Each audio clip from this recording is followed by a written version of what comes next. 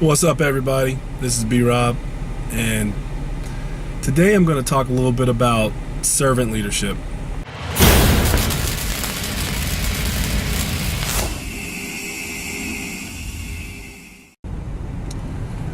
So if you're anything like me, you've probably had your fill of bad bosses. You probably had some good bosses. You probably had some in-between bosses. And one thing that comes to mind for me was a quote from the American Sniper movie when Chris Kyle was saying that there are three kinds of people. I think it was something like, I don't want to tell you the movie, I think it was something like his dad was saying that there's like three types of people.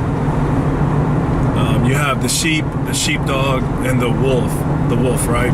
So the wolves. And it's one of those things where ever since hearing that, I've been kind of looking at myself and I kind of see myself as a sheepdog, as someone who protects the people who are around me, my closest friends, the people I love. And I'm not saying that I'm not gonna, hold my friends and loved ones accountable. I will do that. But when it comes down to like someone from the outside trying to harm them or something like that, I think my whole life I've been a sheepdog. And I also take that and I apply it to people in different leadership roles. With the people that work for me, I let them know. I had a situation today, and I told one person that works for me that, if it starts getting crazy, let me know. I got your back. And my experience with some of the bad bosses, I never felt like they had my back. I felt like they just, actually, some of them would even attack us or attack me. When we're already getting attacked from the outside, they'll just turn and do the same thing and not have our back. And that's a bad place to be. But what I want to do with this is I want to challenge each of you to look at the leadership around you and, ask yourself, first of all, ask yourself the question, are you a sheep? Are you a sheepdog, or are you the wolf? And if you're a sheep, that's fine. That's okay. If you're a sheepdog, that's great too. But if you're a wolf, you gotta need some help, because you're trying to attack the sheep. And that's I don't think that's not a good thing, especially from a leadership perspective. And you can take this and you can apply it to any political situation, any leader or anyone that holds the position of leader in your life or wherever.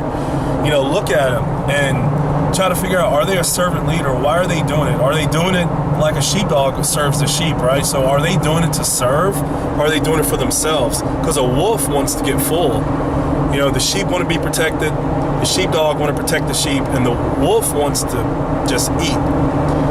And it wants to feed just for itself. Doesn't care about even other wolves. And so I really want to challenge you. We are in a political season. And I want to challenge you, look at who, if you have a choice of who, and you kind of do, and no matter what, even if you work for someone who is a bad boss, you can do some things in your life. Probably it's hard. I'm not saying it's easy, but you can change that circumstance. That you have a lot of power to do that. It's just that, you may not have the courage to do it. It may be too hard for you to do, but you do have a choice. If you're working for a bad boss, you actually have a choice. You may have to take less pay, or you may have to do something extra, but you still have a choice to not work for a person like that. So, I say that to again, I just want to throw the challenge out there. You have a choice. So really, don't just take that choice and just throw it away. Really look at what you have in front of you and say, is this person someone that's here to help me, or are they just trying to help themselves? And I'm not saying to make it all about you and all that. I'm not trying to say all that. But what I'm saying is, you want to, as a servant leader, servant leaders should be someone who is there to serve the people that they're leading. And to serve, that's a lot of sacrifice in that. It's not an easy job.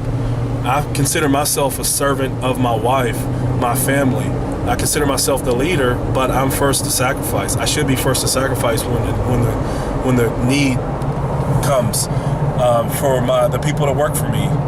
I'm the first to sacrifice. I'm not saying that they don't have to work. Of course they do.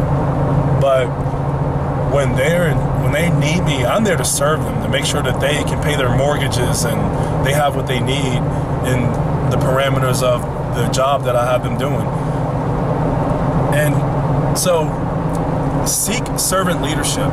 Don't settle for anything less. Hold them accountable. If they're not serving you, that's why they're there. Mayors,